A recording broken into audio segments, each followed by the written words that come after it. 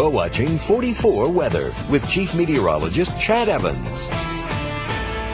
Well, this is a live view from Galveston, Texas, where, this is well northeast of the center of Hurricane Harvey. But we've got these squally rain bands that are rotating up towards Houston and Galveston. And some of these rain bands are getting gusts approaching hurricane force. Galveston is way up here. There's the center of Category 3 Hurricane Harvey with winds of 125. That's maximum sustained winds. That isn't gusts. And we're 6 miles per hour away from a Category 4, which would be 131 miles an hour. But these squally rain bands you see here with even some thunder and lightning are rolling into the Houston area, southwest Louisiana, and even some of these bands have gusts near hurricane force. So really the core of the intense wind is right in this eye wall that's approaching Corpus Christi right now. I'm looking at some of these weather stations and also buoys. We're getting gusts even in Corpus Christi up around 75 miles an hour right now. And some of these buoys out here have waves of up to 25 feet, and even way out here, this buoy here still getting wave heights of 13 feet. And if you think about it, as Harvey moves inland like this and sits here and kind of wobbles around, then slowly begins to wobble back, think of the amount of water that's going to be pushed into the coast here. So not only is this going to be catastrophic flooding, especially for inland southeast Texas, but we've got a wall of water that's being pushed on the northeast flank and side of Hurricane Harvey. Now, notice over the next several days, really over the next week, the consensus is, with all the model data, this storm's going to come inland, but notice what it does.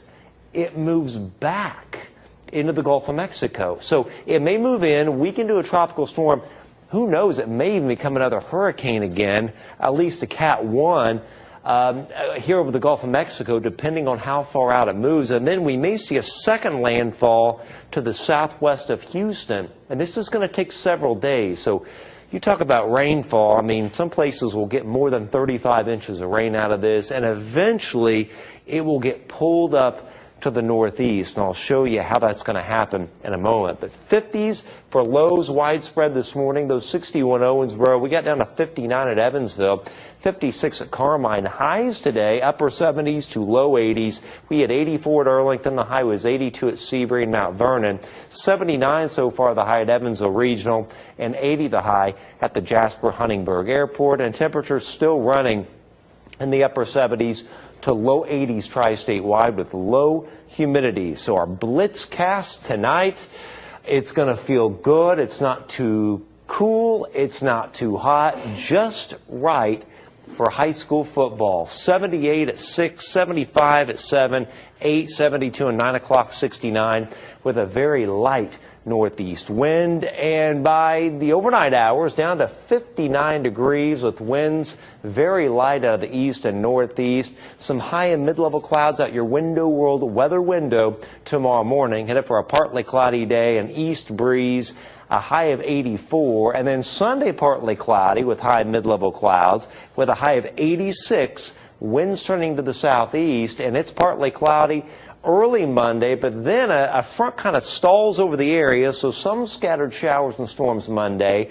a few even Tuesday into Wednesday and Thursday, because Harvey will be down here. The front's kind of getting pushed back this way, so it's going to get rather hot and humid. Finally, as this front right here comes in, it'll pick up Harvey and pull that system up towards the Ohio Valley. 7-day outlook, 85 Monday with some scattered showers and storms. Same thing Tuesday with 82, but 89 by Friday, Eli. And it looks like a great weekend ahead, although those people in Texas not so lucky. Yeah, very rough down there. We'll be back.